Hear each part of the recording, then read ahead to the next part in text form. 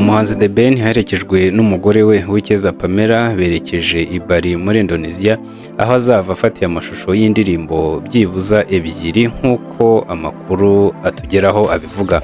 Uyu muhanzi wageze muri Indonesia kuwa 8 Ukwakira 2025 yajyanye n'abarimo Director Gad uzamufasha mu bijyanye no gutunganya amashusho y'indirimbo agiye kuhakorera.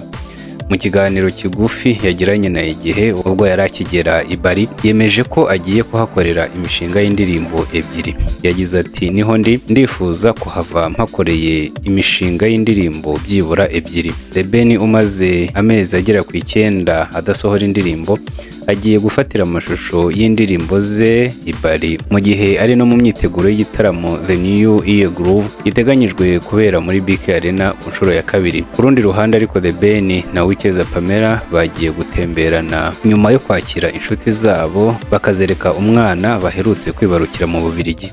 Iki kirwa The Ben agiye gufatiraho amashusho y'indirimbo kibarizwa muri Indonesia, kikaba inzozi za benshi mu bakunze gutembera kubera ubwiza nyaburanga gifite.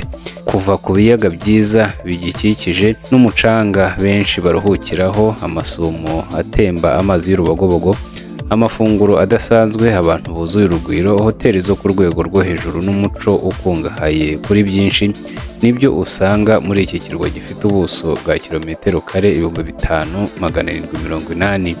Imibare y'ikigo gishinzwe ubukerarugendo muri Bali yagaragaje ko muri 2024 cyasuwe n'abarenga miliyoni 16 barimo abavuye hanze bagera kuri miliyoni 6.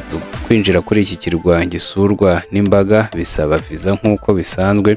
Hari n'ibihugu uyibona ugezeyo cyangwa se ukayisaba mbere.